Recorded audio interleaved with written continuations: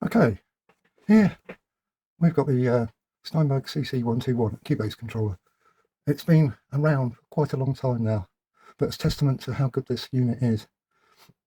It was a game changer if you're running Cubase. It might not look very much, but as you cursor along each channel, you cursor using these buttons, you can jump up and down and select between the channels. Now let's call up right, so here on the screen we've got the shimmer verb. And let me show you what, if I put my mouse on there and I use my AI button, I can turn that. If I now move over to the feedback, I can turn that. If I want, I can put it into right, so I can write that data into the track as it's going along. It's a pretty nifty thing, and if you want to lock it, you can press the lock button, then you can move your mouse and it carries on where you left it, locked.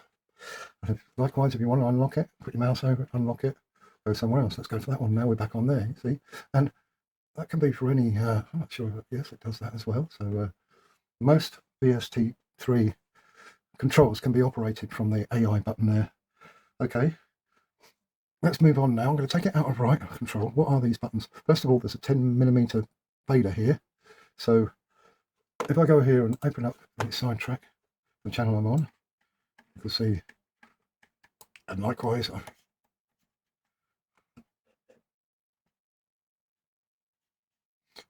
likewise, if I go in between channels, I can control each channel. So, okay, let's swing the edit window. Right, now this is where it really, this is the new shimmer plug Cubase 14, the shimmer. It's a lovely effect. Also, one other point, there's quick controls, and you'll find these quick controls on all VST3 plugins.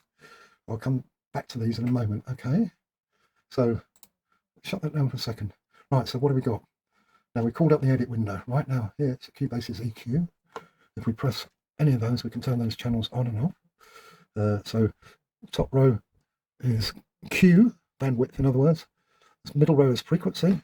So if I move that, you can see that we're moving along there. And the bottom row is gain. So if we take that, lift it or drop it, I'll perhaps go to that one there.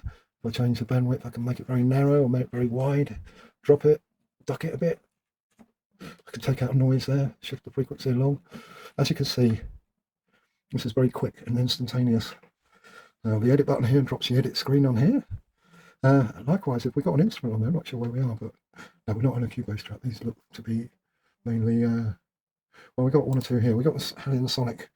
Notice I use a mouse there, but you don't need to once you know what, once you lay your track out on Cubase and your instruments, you can simply use that button and that button to curse between them.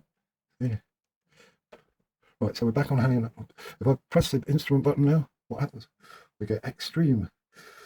And this is a plugin, a free plugin actually from Cubase Steinberg. It's called Extreme. Very nice indeed. Can you hear that? Yeah, nice. But again, so we can come over here, we could go to the reverb mix, or we could turn it up and down. Or now let's look at the QC plugins. Right, now on here, if we press the EQ type and the all bypass, that bypasses all EQ on a track, by the way. And press them both until the light flashes. Now we've got our Cubase quick controls, which are down here. 1, 2, 3, 4, 5, 6, 7, 8. 1, 2, 3, 4, 5, 6, 7, 8. Now these are all at the top, so that corresponds to track 1. Quick control 2. That's 4, 5, 6, etc. Let's call up another sound. Okay, so now what do our quick controls do? Oh, here we are, yes. Right, so what these function 1, 2, 3, 4. Right, function 1, 2, 3, 4. So the two functions are zoom and zoom, zoom out, zoom in and out vertically. So that's what it's set on at the moment. These are customizable. You can put whatever you want on these buttons. And user assignable. Monitor control is a control room, and studio control is customizable. Right. To explain a couple of things about this device. Okay, so back on the, we'll go to the Octane channel. Okay, now, okay, Octane synthesis. Where did it go? Oh, okay, it's on this other screen. So 1 second, there we are. So that's the instrument button on, off. See that up there? We want to edit window, that's on, off. If we want to arm the track for live input or recording, the record button monitoring button. If we want to record data, we can put it into write mode. If we just want to read, we keep it on read mode or turn it off. If you want to mute the track, you can mute it. If you want to solo it, you can solo it. If you want to do the pan button, oh, here we are, yeah. Okay, so that's the pan, and obviously the volume.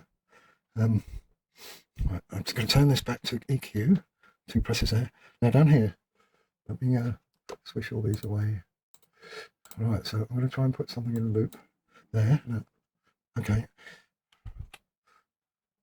So now we have a loop, and we press play. And take it out solo. And here we are.